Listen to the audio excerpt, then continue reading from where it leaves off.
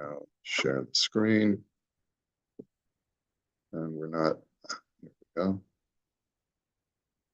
Are we up yet? There we are. Okay. Okay, machlok. So now again, having to do with neighbor relations. Machloket bein dayarei habinyan, eich letachzek et habinyan. Okay, a dispute among the neighbors how to reinforce the building. Okay, anu garim bevinyan mishutaf. We live in a shared building, an apartment building, whatever. ולקראת החורף אנחנו מעוניינים לזפת את הגג ולסייד את חדר המדרגות ולהחליף את התאורה. So what we're all interested in doing is we want to tar the roof, okay? Which is, you got to do that at what, every few years, every 10 years or so. We want to paint the stairwell, and we want to change the lamps that are in the stairwell. Ulam yesh machloket bein hadayarim lagabe sug hatseva ve'iza ta'ora. There's a dispute among the neighbors what color the paint should be in the stairwell, and also what the lamps in the stairwell should look like. In other words, ki hashchenim ha'amerikayim rotzim dvarim miyuchadim. The American neighbors want specific, they have specific tastes. They're used to their five towns standards. And everyone else says, we don't need such fancy lamps in the stairwell. Come on, we just need some light bulbs. Miha koveyakan. So who has the last say here? Okay. So I detect in this Shaila a little bit of American discrimination. Okay, discrimination against the American Olim, but yeah, but that's okay. We can handle it. We're tough Americans. Okay, so she'ela zu nishelet b'chol yom lo rak al hatzeva shebemadregot osug hateora. He says this kind of question is asked all the time. Okay, not just on the color of the paint and the type of lamps that the stairwell should have. Elagam le'inyan hazefet begag. He says it's even a question of how to tar the roof. He says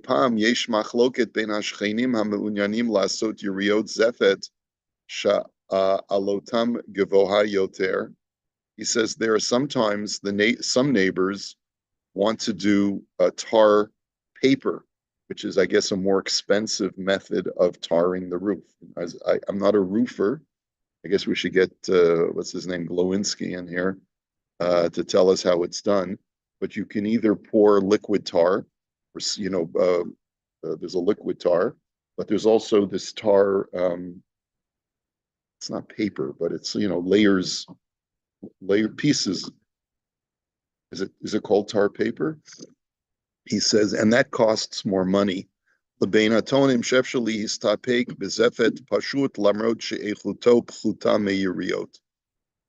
there are other people who say, no, you can get away just with the regular tar coating, which is less expensive, and it's not as good quality. Yeah, not as good quality, right?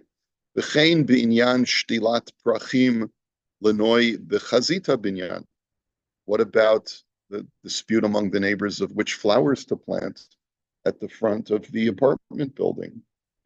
Should we do petunias, tulips, roses, carnations?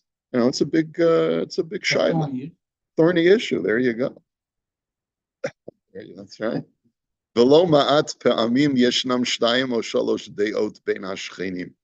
It's very common to have two or even three different opinions among the neighbors. Okay, so Kasav Harama, Kol Tzorchei Tzibur She'inan Yecholim Lahashvot Atzman.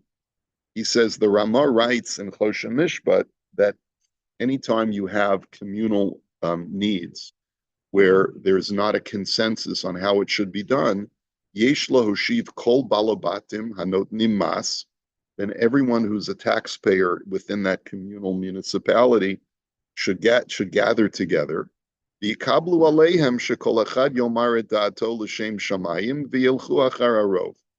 And everyone should, I mean, it seems pretty straightforward, right? Everyone should agree that each one of us will state his or her opinion, and we'll say what we think l'shem shamayim, for the sake of heaven, right? Tulips are for the sake of heaven, right? And then we'll go according to the majority. Ve'im hamiot yima'anu harov, yicholim lachuf otam. And if the minority puts up a fuss, we can coerce them to accept the majority decision. Afilu b'dinei akam, and that can be done even in the secular court. And we can even force the people who are refusing to contribute towards that communal need that the majority has agreed is necessary. We can coerce them and even extract money from them in secular court. And they have to pay their fair share. And therefore, he says, Pashut, Gam b'mikra hazeh, he says, in this situation as well, Adinhu she'im yesh minha kavua ba'oto hashchuna holchim ba'acharei haminha. So the first thing is that if there's a particular standard or custom or convention that exists in the neighborhood already, then you should go according to that minhag.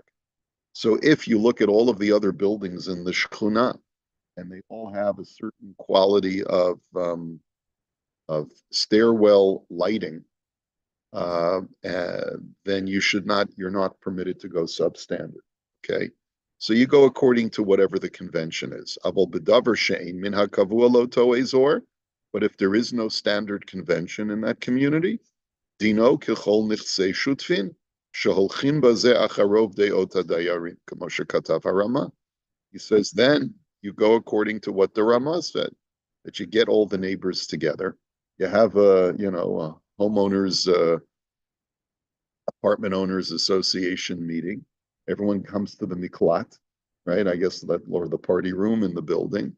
You sit everyone down, and everyone's going to say what they think. And then one Israeli in the back is going to say, it's those Farshtunken or Amerikaim who want the more expensive stuff. And everyone's going to start yelling. And then someone's going to calm everyone down and say, here, have a drink. Don't make it such a big deal. We'll put it to a vote, right? And then they'll put it to a vote. Right? Aval imhem rotzim lahachlit bedavar shuhu charig kamo shahayu mikrim sheba'u lefanenu. But if they want to decide on something, I think the word charig means that it's imminent. But let me just double check what the meaning of that word is.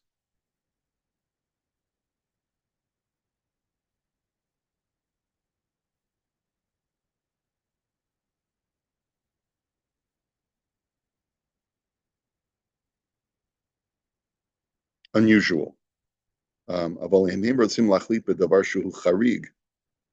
If they want to decide on something unusual,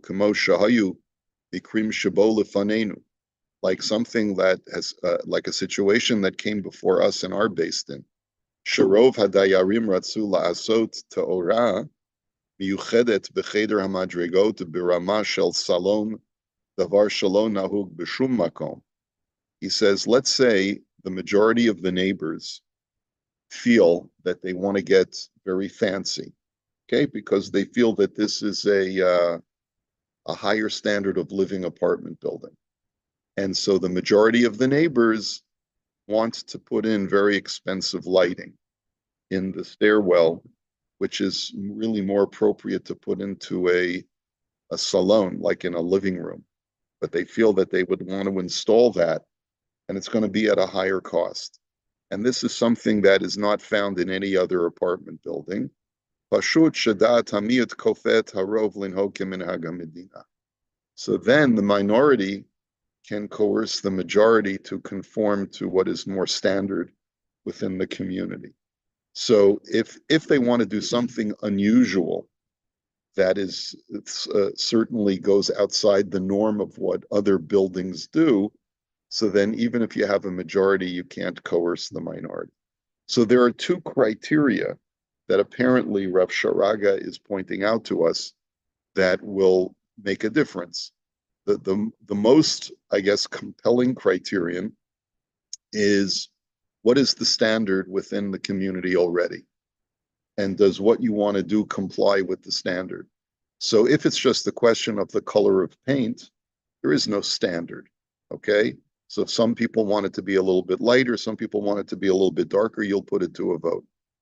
But if it comes to putting in some kind of unusual fixture that is more expensive than everything else that exists in the entire shchuna, the entire neighborhood, so then you don't go according to the majority. Uvamesha katavnu shekashein minhag mesuyam holchim lefi rov deot hadayarim. He says, and going back to what I mentioned, that when there is no fixed custom, you go according to the majority. Nira dim yesh adam sheyesh lo shtei dirot, o shechiber shtei dirot v'asam dira echat gedolah. He says, let's say you have one tenant who owns two apartments, or he's knocked down the wall between two apartments and made one big apartment. And therefore he pays twice the amount that every other tenant is paying because he's counts like two. He gets two votes. Isn't that interesting? So because why? Because he's paying twice the amount that everyone else is paying. Okay, Kamosha Kosav Harama, as the Rama writes, Shekol Ma Shegovim Lefi Hamamon Holchim Acharov Hamamon. That if you make a collection among the community where some people pay more and some people pay less, then the people who pay more have a greater representation, have a higher representation in the vote.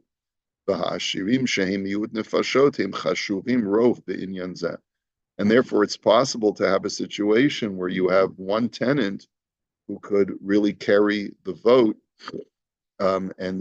because he has a more significant share in the voting, and therefore will be able to even though he's a minority, will be able to constitute a majority. Okay, so that's which is a significant chiddush. But let's take a look at some of the footnotes and see some more details. He says, so first of all, the annotator says that Mashikosav Rabbeinu Hagon Amachaber Shlita Ba'otash Chunam, that you go according to the convention of that neighborhood, Mashma de Haminhag Ba'otash Chuna Koveya Gam Neged Minhag Rov Ha'ir. It seems like whatever the neighborhood standard is will carry the vote over even what is the custom within the larger city. So you might have it's like I went to see a neighborhood in Netanya. What is it called? Ir Yamim in Netanya. Very high-end, high-scale neighborhood, right? So there are some parts of Netanya which are not as nice, right? And just because the people in Ir Yamim want a certain kind of thing, and they're entitled to the standard of Ir Yamim, even if they could point to certain older buildings in older Netanya that don't abide by those standards, and that seems to be the correct way to go, right? V'yesh lahaviraya lazeh v'mashakos Harambam beperek beis mehilchot shchenim halachat tesvav b'zeh alashem. We can bring support to this from what the Rambam writes in the Laws of Neighbors. He says, Hakol keminag hamadina v'afilu noagu lasot beinehem b'kanim v'hutzim v'chulei ayin sham. He says, you go according to the minhag of wherever you're living, and even if the neighbors among themselves decide to do a certain kind of structural material, you have to abide by that. The katav harav hamagid sham da minhag nikva lefi ma shenagu hashutfim b'neihem v'lo lefi minhag shar binyanei hamedina. The Maggid Mishnah says you come to consensus based on what the convention of the neighbors is, not based upon the larger community. So therefore, you have to really look at what the rest of the community, the rest of the immediate community is doing, not what the larger city is doing. Amnam Ayin ben Emuke Yosef Beresh Baba Batra shekatav b'shem Haramban deb'chei Agav netzarach linag l'fi minhag hamedina Seems like the Nemuke Yosef has a slightly different opinion and feels that you can follow the standard of the entire city. But Amnam Marana Shulchan Aruch Pasuk Kedas Rambam Anal Ve'al Kein Lamaisa Yesh Lalechet Achar Minchag HaShchuna. But the Shulchan Aruch goes like the Rambam, and therefore you follow the more local convention instead of the more global city convention. And then the second footnote, he says, Ayin b'Shulchan Aruch, and he's going here now on the idea that if there is a convention within the community, then even if that's the minority opinion, you follow the convention. So he says, Ayin b'Shulchan Aruch shekatav de b'nei chatzer kofin ze et ze b'dvarim shenagu b'nei hamedina la'asotam. And this is based on the Shulchan Aruch that says that the neighbors can coerce the other neighbors to abide by a certain kind of expenditure or conventional way of doing things, if that's the way things are done in that locality. Ella shehitchadesh kan b'divrei Rabbeinu hagona mechaber shlita shafilu harov lo yachol lechapot et da'ato neged haminhag. That he says this is true even if there's a majority against that, and that's what Rav Sharaga maintains. V'chein, v'chein nira mimasher kosav hamordechai b'baba batra b'shem Rabbeinu Tam. Okay. Okay. All he's pointing out is that there's the halacha is correct, and he quotes. Then he says he quotes the Sma at the bottom, who says that the basis for this is like we learned in a previous tshuva. When you move into a neighborhood which has certain conventions already in place, there's a tacit agreement when you move into the neighborhood that you're going to abide by the standard conventions of the community. So when I move into an apartment building and the convention is to have a certain kind of lighting fixture in the stairwell, or a certain standard of tarring the roof, and so forth, then it's considered to be implicit that I'm going to abide by that particular standard of living, and I'm not, and I don't have a right, therefore, to change it, even if I can convince the majority of the neighbors to go along with it. Okay, just like we learned in the previous tshuva, where with the whole thing with the letting a non-religious neighbor come into the building, if there was already a convention in the city that it's only for Orthodox Jews, then I don't have a right to allow a non-religious person to take occupancy of my apartment. It's implicit in the agreement that you make when you enter into the community. Okay. Let's go on to the next tshuva. Yeah. This needs to be power to the condo board to make decisions, so the condo everything is democratically voted on. They just say, the stuff that they just decide. So yeah, I don't know how it works. When do things go for a vote, and when are things decided by the condo association? I think.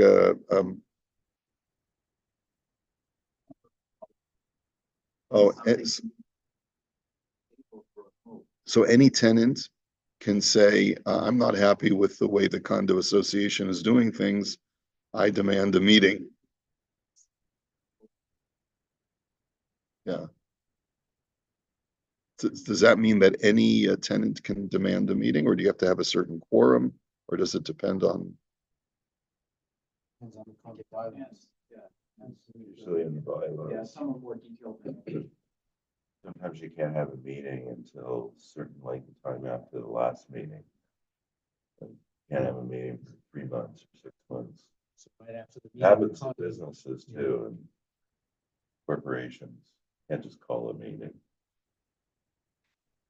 And in situations like urgency or unusual situations, there could be exceptions, right? So call emergency meeting. You get All right. If they can't agree on the paint color, they're not gonna agree on the meeting. I'll just brush off the resident.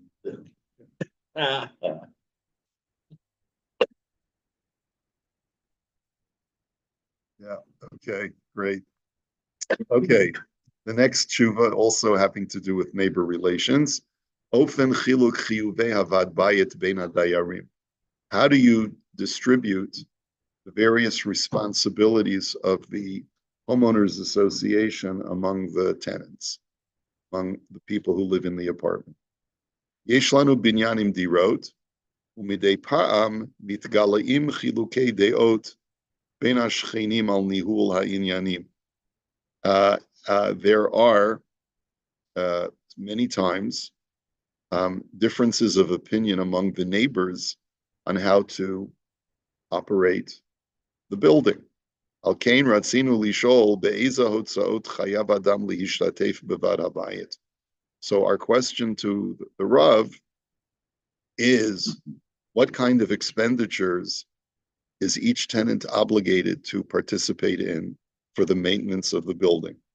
Yesh dayarim sherotzim ginun mehudar umidei pa'am lahachlif et haprachim. There are members of the building, our tenants, who want to beautify the garden in that right outside the apartment, and they want to sometimes change the flowers every season. They want to plant new flowers. Okay, shezeh govel bahotzaot miyutarot. That obviously is going to cost more money. So when do all the neighbors, when are they obligated to participate or not? So based on the previous tshuva that we saw, what would be your ruling if, let's say, a group of neighbors want to plant new flowers in front of the building? And they bring the shaila to you. Oh, wise one. We want to ask you your opinion. Can some of the neighbors coerce the other neighbors to plant new flowers? What would be your response? Other buildings, what kind of flowers? Let's look at what the other buildings in the area are doing. Let's see what the convention is, accept the accepted norm. Okay, and what else? And then we'll put it to the majority vote. If there is no standard that we can identify that some buildings do, some buildings don't, then we'll put it to a vote. That's what would seem from the previous tshuva, right? Od ratzinu lishol, eich mechalkim et tashlum hahotzaot. We also want to know, how do we divide the expenditures for these costs? Because me'achar v'yesh dayarim shebirshutam dirot shel chamisha chadarim v'yesh dayarim shebirshutam dirot shel shlosha chadarim. There are some neighbors who own a 5-room apartment and some neighbors who have a smaller 3-room apartment. And, they count rooms differently in Israel, right? They say, it's a 5-room apartment, which means what? It's like, how many bedrooms? 3 bedrooms. So 5 rooms is what? A living room and a dining room, and then three bedrooms. Is that what it means? Okay. And then some people only have a single bedroom apartment. Okay. So do they count? How do we divide up the amount that each tenant has to pay for the homeowners association? Well, that's what he's asking essentially. Does it go according to square footage, number of rooms? How does it work in here? Right, if you have 2 apartments, right? That's what we learned in the previous tshuva. If, size of the location. Perhaps, or votes, and the previous question was votes. Here, the question is how much is each person assessed? How does it work in a building like the conservatory? It goes by square footage, Rabbi. It goes by square footage. Correct. That's what Shmuel, the condo liver, tells us that it goes according to square footage. So each tenant will end up paying a different amount. That's right. The homeowner association. I did not know that. Yeah. Even though it's maybe 2 bedroom penthouse. Yeah. But it still counts like one vote. It still only counts as one vote. So you see, this is a classic example of Marbin Nechasim, Marbin Da'aga. The more property you own, the more worries you have. So you have to pay more to the condo association because you have a bigger place. Okay, it's not worth it. Just get a small place. Be happy. Yeah. Yeah. Okay. Va'od. And furthermore, me'achar ve'echad hadayarim machazik b'shtei dirot shehapach otam l'dira achad gedola. And like we learned in the previous tshuva, one tenant took 2 apartments and converted them into one large one. Ha'im alav l'shalem et emei havad kishtei dayarim o kedayar echad. Does he have to pay twice, or does he only pay like one tenant? Does he pay double, or does he pay the regular amount? Okay, so a number of questions, which we saw partially were answered in the previous tshuva. So let's see how he responds in this one.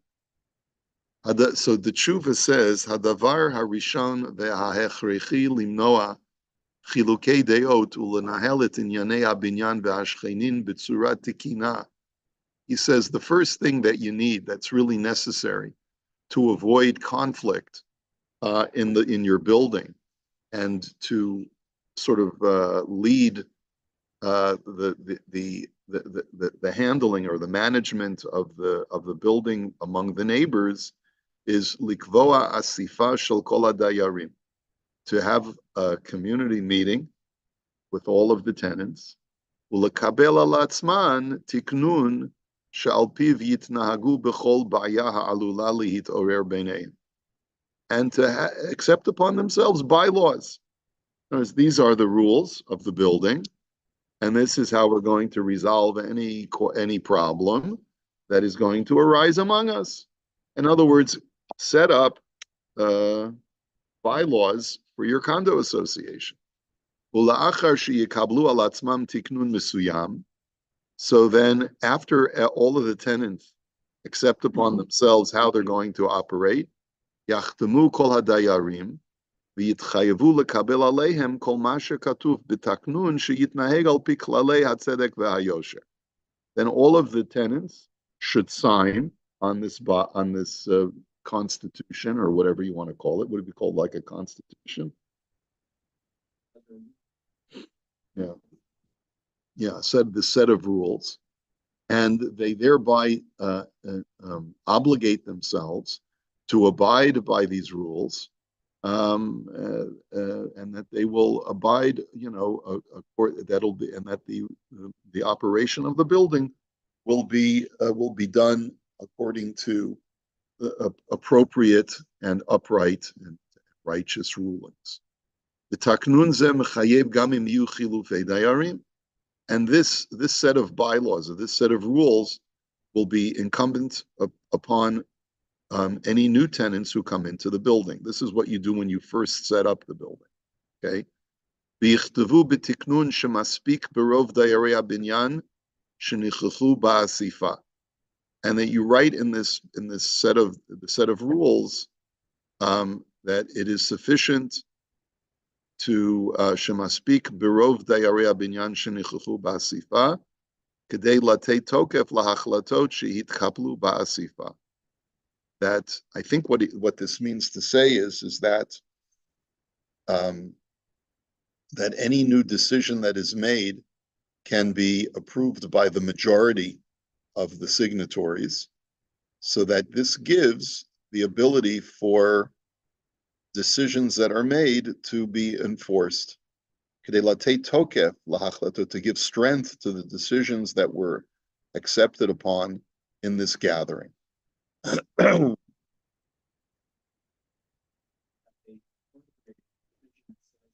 meetings will be governed by, let's say, Robert's rules of law, yeah.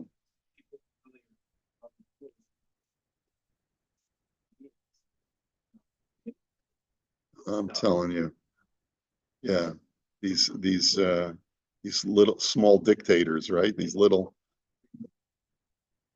yeah, oh yeah. I'm so glad I don't have to go to these meetings. Okay. All right, we'll hold it here for today. Here's wishing you a peaceful, beautiful Shabbos, everybody.